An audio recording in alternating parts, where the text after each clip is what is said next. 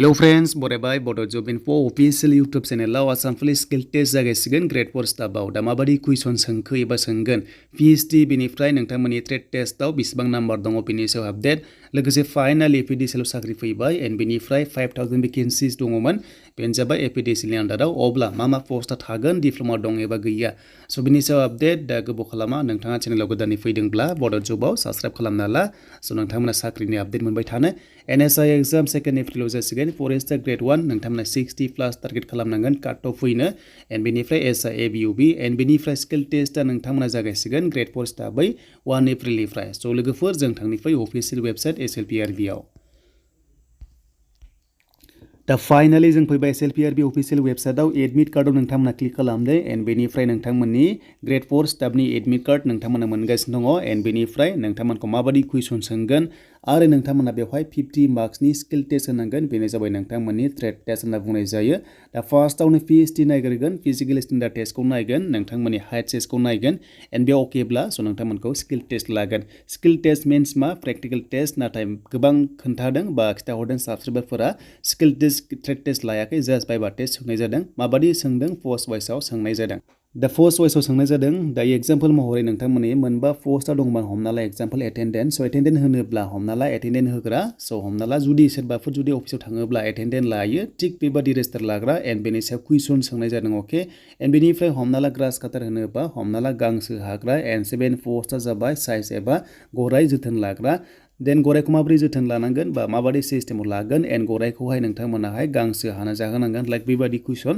स' माबादि टाइपनि नोंथांमोना माखासे नोंथांमोननि नलेजआ थानांगोन जाहाथे एग्जामाव स' नोंथांमोना सोङोब्ला एन्सारखौ होनो हानाय बादि अन दा स्पट फुल कनफिडेन्सआव नोंथांमोना होनांगोन जेबो डाउट एबा नोंथांमोना गोनो गोथो गैयाजासे जाहाथे जि एन्सार हायो बेखौनो होबानो जाबाय जाहाथे फुल कनफिडेन्सआव नोंथांमोना एन्सारखौ होयो दा बेनिफ्राय नोंथांमोननि एग्जाम्पल दंबावो बेनो जाबाय पियन लेभेलाव स' पियन लेभेला माबादि फाइल बायदिसिना पुटआप खालामनाय फाइल सेन्ड खालामनाय बा हैनाय हरनाय बेफोरबादि टाइपनि कुइसन सोंनाय जागोन माबोरै होयो बा माबादि सिस्टेमाव लांगोन एन्ड बेनिफ्राय स' नोंथांमोननि जगालि होनोबा जगार खालामग्रा स' नोंथांमोननि जगार खालामग्रा बायदिसिना स' बेफोरनि सायावनो इजि कुइसन सोंनाय जागोन जेबो नार्भास जानांगौ गोनांथि गैया जि हायो नोंथांमोना गोसोबादि एन्सारखौ होबानो जाबाय नाथाय नोंथांमोननि बाइबा टेस्टआव स' नोंथांमोननि रायलायनाया लाउडलि एन्ड डिसिप्लिन रायलायबानो जाबाय जाहाथे नोंथांमोना क्लियारलि एन्सारखौ होयो एन्ड बेनिफ्राय जाय इन्टारभिउ लाग्रा स' बिथांमोना नोंनि एन्सारखौ जाहाथे मोजाङै खोनाहैयो आरो जेब्ला खोनागोन अब्लासो नोंथांमोननि नाम्बारखौ मोननाय जागोन एन्ड बेयाव नोंथांमोना 50नि गेजेराव गैयाबाबो 30+ लानो नाजा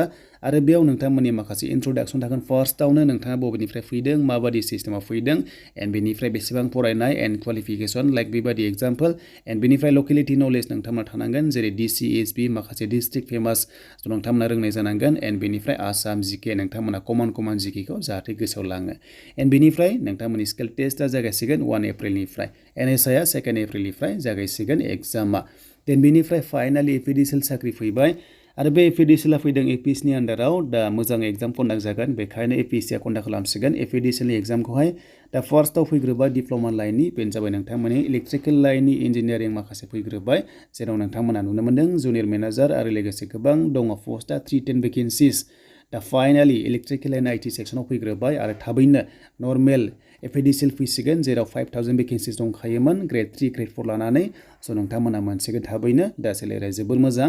25,000निफ्राय जागायगोन बेनिफ्राय 92 सिम प्लास ग्रेड फीआबो जोबोर बुरजा नाथाय बेयाव डिप्ल'मा नांगोन नोंथांमोना 3 इयार्स मिनिमाम डिप्ल'मा नांगोन इन्जिनियारिं लाइनावहाय अब्लासो नोंथांमोना हागोन एन्ड बेनिफ्राय STफ्रा 50% थाथारनांगोन बाट गुबुन कास्टआ 60% थानाय जानांगोन नोंथांमोननि डिप्ल'मायावहाय